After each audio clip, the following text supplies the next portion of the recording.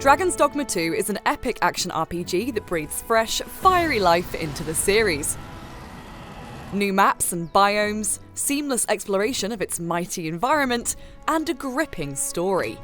It's also a game that celebrates choice. You'll have seen our fans creating their Arisen heroes, right down to the layout of their teeth, and that sense of freedom extends to your adventure.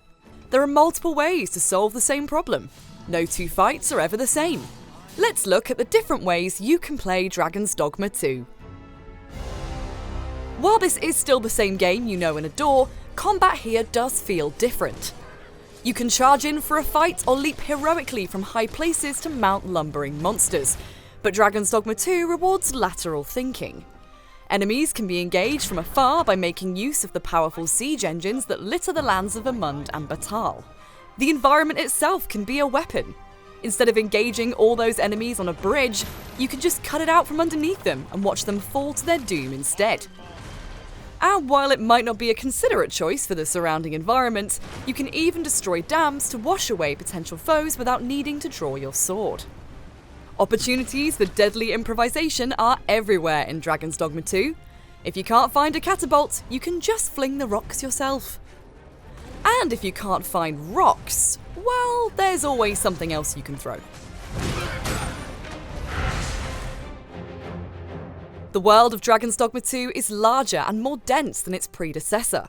Discovering it with your hearty pawn companions is a large part of the appeal. I shall be with you every step of the way. Ox carts can help you traverse the world, but be warned, it's not always a safe way to travel. Enemies can ambush you on the road. Getting your boots on the ground also reveals multiple ways to circumvent problems. If you find your progress impeded by an impassable crevasse, for example, you have loads of options.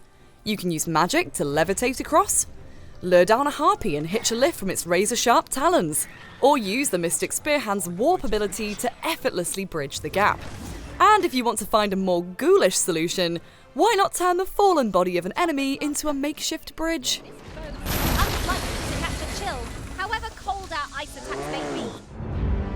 The enemy AI in Dragon's Dogma 2 ensures that every encounter is different. As you'd expect from someone who turns their enemies into bridges, the creatures of Dragon's Dogma 2 will come to know and fear you.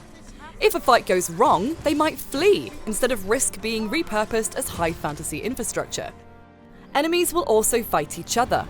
One moment you're cheerfully making your way towards a quest, and the next you're in the middle of a pitched battle between rival creatures. You can choose to intervene, use the distraction to escape, or just sit back and enjoy the chaos. The monsters here function like living creatures, each with their own, often angry, motivations. And you should remember that just because an enemy ran away from you, it won't stop them coming back for revenge later when you least expect it. Finally, we have the quests themselves. While there's always a direct, heroic way to solve problems in Dragon's Dogma 2, you can make your life easier by thinking creatively. Instead of spending time and gold retrieving that precious gemstone you were asked to find, why not just pay someone to make a forgery instead? Problem solved, and you're supporting the local economy. Oh, thank you. Now my freedom is assured. And remember that appearance is everything. You can disguise yourself as another race, for example, to gain entry to restricted cities.